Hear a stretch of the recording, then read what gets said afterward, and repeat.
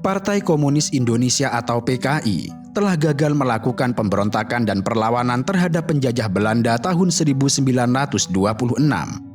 Setelah pemberontakan yang gagal itu, pemerintah Belanda bertindak sangat tegas. Belanda menyatakan PKI sebagai organisasi yang terlarang, sekaligus menangkap dan membuang ribuan anggotanya ke Papua. Kendati demikian, sisa-sisa anggota PKI yang tidak tertangkap terus bergerak di jalur bawah tanah. Sementara itu, para pemimpin PKI seperti Semaun, Darsono, dan Muso Muda terpaksa melarikan diri ke luar negeri demi menghindari eksekusi. Dan kelak, di Madiun, ketika Indonesia telah meraih kemerdekaan, PKI membuat pemberontakan berikutnya, bukan lagi melawan para penjajah, tetapi berhadapan dengan pemerintah Republik Indonesia yang baru berumur 3 tahun.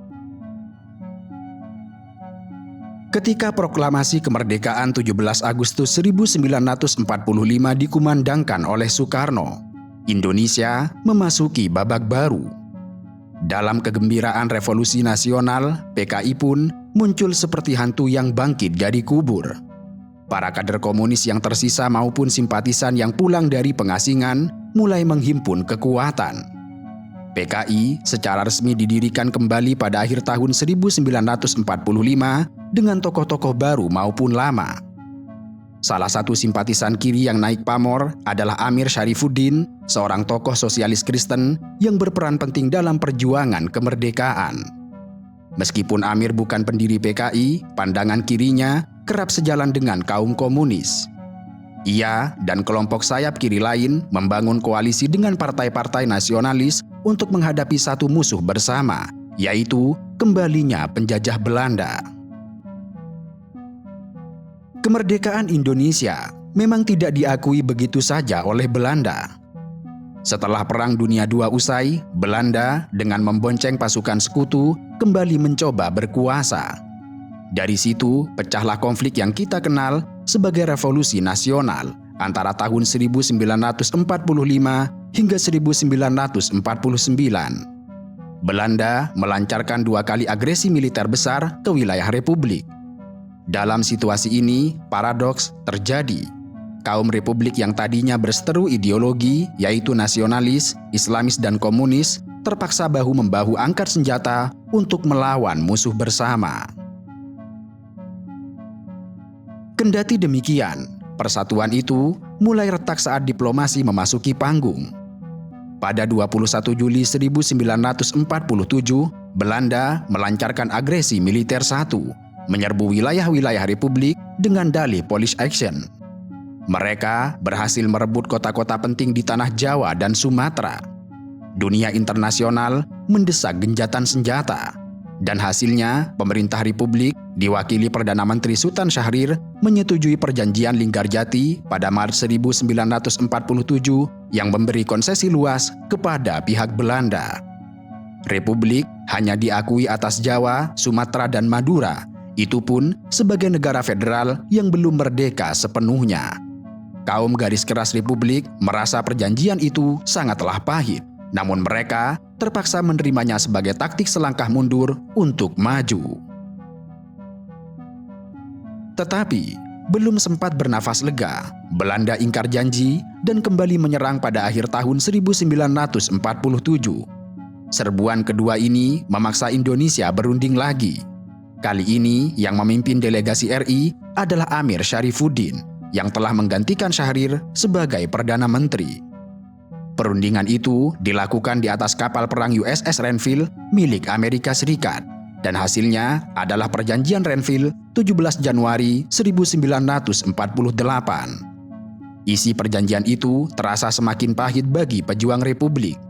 Indonesia terpaksa mengakui daerah-daerah yang diduduki oleh Belanda dalam agresi sebagai wilayah Belanda. Itu artinya Belanda menguasai hampir seluruh Jawa Barat dan Sumatera bagian timur, menyisakan Yogyakarta, Jawa Tengah, sebagian Jawa Timur, dan Sumatera bagian barat untuk Republik. Batas demarkasi pun dibuat, yang kemudian memecah belah wilayah Republik. Selain itu, pasukan Tentara Nasional Indonesia atau TNI yang berada di daerah pendudukan Belanda harus hijrah meninggalkan kampung halamannya menuju wilayah Republik yang tersisa. Perjanjian Renville terasa seperti bogem yang harus ditelan.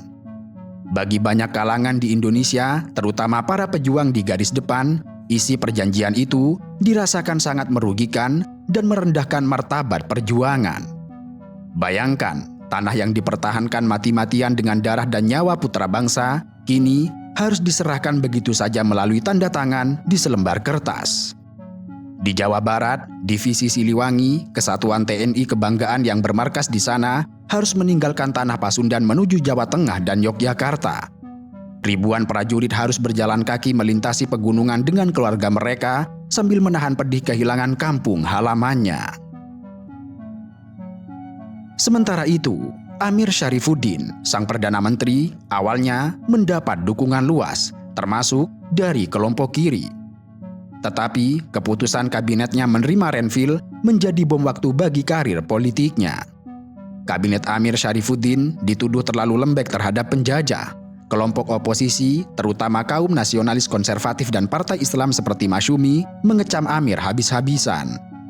Mereka merasakan kedaulatan dan wilayah RI dikorbankan. Sementara di sisi lain, Belanda pun tidak menunjukkan itikat baik meski perjanjian telah disepakati. Kondisi ini membuat tekanan politik semakin memuncak. Pada 23 Januari 1948, Amir Syarifuddin secara resmi mengundurkan diri sebagai Perdana Menteri. Kabinet yang ia pimpin jatuh setelah partai-partai pendukungnya menarik diri akibat kontroversi Renville. Pengunduran diri Amir menandai rapuhnya persatuan politik di kalangan Republik. Presiden Soekarno kemudian menunjuk Muhammad Hatta, wakil presiden yang berhaluan netral dan dihormati lintas golongan, untuk membentuk kabinet baru, di mana kemudian kejadian ini menjadi titik balik. Kelompok kiri kehilangan posisi di pemerintahan, dan mereka bersiap mengambil jalan oposisi. Pasca jatuhnya kabinet Amir, Hatta membentuk kabinet baru pada akhir Januari 1948. Kabinet Hatta ini berusaha merangkul semua golongan demi persatuan nasional di tengah ancaman Belanda. Sayangnya, upaya merangkul tersebut mendapat hambatan. Hatta menawarkan beberapa kursi menteri kepada faksi sayap kiri pendukung Amir Syarifuddin agar tetap bergabung dalam pemerintahan. Akan tetapi, tawaran ini ditolak oleh mereka. Kelompok sayap kiri menginginkan posisi-posisi kunci, termasuk jabatan Menteri Pertahanan yang sebelumnya dipegang oleh Amir, suatu tuntutan yang tidak dapat dipenuhi oleh Hatta. Akibatnya, Hatta terpaksa membentuk kabinet tanpa melibatkan faksi kiri, kecuali dua tokoh sosialis moderat dari kelompok Syahrir. Terlemparnya sayap kiri dari kekuasaan membuat suhu politik kian panas. Merasa dikhianati rekan seperjuangan, Amir Syarifuddin dan para pendukungnya bergerak cepat menyusun kekuatan oposisi di luar pemerintahan. Pada Februari 1948, di kota Surakarta atau Solo, kelompok sayap kiri mengadakan rapat akbar. Dari pertemuan inilah lahir aliansi baru bernama Front Demokrasi Rakyat yang disingkat dengan FDR. Amir Syarifuddin didapuk sebagai pemimpin FDR. Koalisi FDR terdiri dari berbagai unsur kiri, Partai Sosialis yang merupakan kelompok Amir sendiri, PKI, Partai Buruh Indonesia atau PBI, Organisasi Pemuda Kiri Pesindo, dan Federasi Buruh Sopsi yang berhaluan merah. Dalam pidato-pidato berapi-api, FDR menyatakan diri sebagai oposisi penuh terhadap Kabinet Hatta. FDR segera mengumumkan program politik mereka yang radikal. Program tersebut antara lain penentangan perjanjian Renville, penghentian perundingan dengan Belanda, dan nasionalisasi semua perusahaan asing. Dengan program tersebut, jelas bahwa FDR mengambil posisi berseberangan secara frontal dengan kebijakan pemerintah Hatta. Sementara itu, Hatta yang rasional dan ingin menempuh jalan diplomasi serta konsolidasi internal, termasuk melaksanakan Renville demi jeda perang, sementara FDR mendorong perlawanan revolusioner tanpa kompromi. Tetapi, bukan hanya lewat slogan, FDR juga menyiapkan kekuatan nyata. Patut diingat, Amir Syarifuddin sebelumnya menjabat Menteri Pertahanan dari Juli 1947 hingga Januari 1948. Selama menjabat itulah, ia menempatkan banyak perwira simpatisan kiri dalam struktur Tentara Nasional Indonesia. Amir membangun jaringan militer cadangan bernama TNI Masyarakat, didirikan awal Agustus 1947 yang bertujuan mempersenjatai rakyat secara lokal untuk mendukung tentara menghadapi Belanda. Organisasi paramiliter lokal ini dipimpin oleh Kolonel Djoko Sujono, seorang perwira yang loyal pada Amir dan berhaluan kiri. Selain itu, Amir juga memiliki pendukung di kesatuan-kesatuan tentara reguler. Karena itu, tidak mengherankan ketika Amir masuk oposisi dan mendirikan FDR, simpati dari sebagian tentara turut mengalir kepadanya. Dua basis kekuatan utama FDR adalah pengaruh di kalangan militer, lewat para perwira loyalis dan sisa jaringan TNI Masyarakat, serta pengaruh di kalangan buruh. Dan inilah modal FDR untuk menantang pemerintahan Hatta. Kabinet Hatta tentu menyadari ancaman ini. Itulah mengapa Hatta segera mengambil langkah strategis dengan membuat program rasionalisasi angkatan perang. Diluncurkan pada Februari 1948, program rasionalisasi bertujuan mengecilkan jumlah TNI yang membengkak pasca revolusi dan menata ulang struktur tentara agar lebih profesional serta setia pada pemerintah. TNI waktu itu menampung berbagai laskar dan pejuang rakyat bersenjata, dan banyak di antaranya tidak terlatih dengan baik namun tetap digaji, dan ini menjadi beban ekonomi bagi negara. Rasionalisasi berarti pemangkasan personel dan peleburan unit-unit tidak resmi. Salah satu yang kena imbas adalah TNI Masyarakat bentukan Amir yang dibubarkan pada Mei 1948. Puluhan ribu anggota laskar harus kembali ke masyarakat sipil, senjata mereka dikumpulkan dan didata. Selain itu, perwira-perwira yang dianggap kurang disiplin atau terlalu berafiliasi dengan politik disingkirkan dari posisinya. Pemerintah menginginkan angkatan perang yang lebih ramping namun solid di bawah kendali pusat. Kebijakan Hatta ini langsung melemahkan basis kekuatan FDR. Mereka menuding Hatta sengaja ingin menyingkirkan pengaruh sayap kiri dari tubuh militer. Kekecewaan pun memuncak di kubu kiri. Narasi bahwa Hatta menghancurkan kekuatan rakyat bersenjata menjadi bahan agitasi mereka. Hubungan antara kelompok sayap kiri dan pemerintah semakin memburuk. Dan seolah situasi belum cukup panas, kondisi ekonomi rakyat pun kian sulit akibat blokade Belanda. Harga kebutuhan pokok melambung, pengangguran merebak, dan ribuan pengungsi dari daerah pendudukan Belanda mendekati wilayah Republik. Maka FDR memanfaatkan kesempatan ini dengan menggalang aksi protes buruh dan tani. Misalnya, pemogokan di perkebunan gula di Jawa dan tuntutan reformasi agraria bagi petani. Dan disinilah aura ketidakpuasan sosial semakin terasa di berbagai daerah. Pada pertengahan 1948, Kota Solo atau Surakarta menjadi panggung awal ketegangan terbuka antara pendukung FDR atau PKI dengan pemerintah. Solo adalah kota yang strategis. Markas Divisi 4 TNI berada di sana, dan kota ini juga basis kuat kaum kiri. Setelah program rasionalisasi diumumkan, Divisi 4 di Solo terkena restrukturisasi. Rencananya, divisi ini akan dilebur ke Divisi 1 atau Diponegoro, dan komandannya, yakni Kolonel Sutarto, dialihkan menjadi perwira cadangan. Kolonel Sutarto adalah salah satu perwira yang dekat dengan kalangan FDR, sehingga tentu saja ia menolak posisinya diturunkan. Ia memilih membangkang terhadap instruksi Jakarta dan justru memperkuat pasukannya di Solo. Sutarto membentuk pasukan tandingan bernama Divisi Pertempuran Penembahan Senopati dan menyatakan menolak dilebur. Aksi ini jelas merupakan pembangkangan militer, namun pemerintah Hatta tampak kesulitan menindaknya segera, karena situasi perang dengan Belanda masih berlangsung di front lain. Di Solo, simpati rakyat terbelah. Kelompok kiri, termasuk Laskar Pesindo dan buruh Sopsi, cenderung mendukung Sutarto karena dianggap berani melawan ketidakadilan program rasionalisasi. Sebaliknya, warga yang anti-komunis atau pro-pemerintah menganggap Sutarto terlalu berbahaya.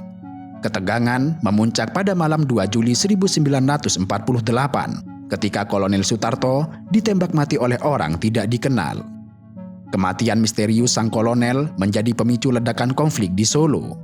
Pendukung FDR menuduh ini adalah bagian dari konspirasi pemerintah untuk melemahkan sayap kiri. Sebaliknya, pihak pemerintah menduga ada intrik internal. Bisa jadi Sutarto dibunuh kelompoknya sendiri yang kecewa. Dan hingga kini dalang pembunuhan itu tidak pernah terkuak tuntas. Namun yang jelas, setelah Sutarto gugur, Solo berubah menjadi ajang saling balas dendam. Baku tembak sporadis antara kelompok pro-FDR dan satuan TNI pro-pemerintah mulai terjadi di pinggiran kota. Keadaan bertambah genting ketika pada 13 September 1948 terjadi sebuah peristiwa tragis. Dr. Muardi, seorang dokter pejuang dan pemimpin organisasi Gerakan Rakyat Revolusioner atau GRR yang anti-komunis, diculik di Solo. Dr. Muardi dikenal vokal menentang gerakan FDR atau PKI. Ia bahkan membentuk GRR sebagai tandingan pengaruh kiri di kalangan kaum muda. Penculikan Muardi diyakini dilakukan oleh kelompok simpatisan PKI. Sang dokter tidak pernah kembali dan besar kemungkinan ia dihabisi diam-diam meski jasadnya tidak pernah ditemukan. Hilangnya Dr. Muardi menyebarkan ketakutan di kalangan tokoh-tokoh non-komunis. Solo semakin mencekam, patroli bersenjata berkeliaran, rasa saling curiga menjalar di antara sesama pejuang republik. Padahal musuh sebenarnya, yaitu tentara Belanda, masih berstatus genjatan senjata di luar sana. Menjelang pertengahan September 1948, Solo ibarat bom waktu. Pasukan divisi Siliwangi dari Jawa Barat yang telah hijrah ke Jawa Tengah ditempatkan di sekitar Solo untuk mengamankan keadaan. Mereka terkenal disiplin dan anti-komunis, sehingga bentrokan dengan laskar-laskar FDR tinggal menunggu percikan api. Beberapa baku tembak kecil sudah terjadi di kampung-kampung sekitar Solo. Komandan Divisi Siliwangi, yaitu Kolonel A.H. Nasution, mendapat instruksi untuk siaga menghadapi kemungkinan konflik dengan kubu FDR. Dan melihat tanda-tanda itu, sejumlah pimpinan FDR mengambil langkah preventif. Banyak tokoh FDR atau PKI di Solo mulai meninggalkan kota, khawatir ditangkap atau diserang. Sebagian mengungsi ke daerah yang mereka anggap lebih aman dan jauh dari jangkauan Siliwangi, salah satunya ke wilayah Madiun di Jawa Timur, tempat pengaruh FDR cukup kuat dan pasukan pro-kiri masih bisa bergerak dengan sangat leluasa.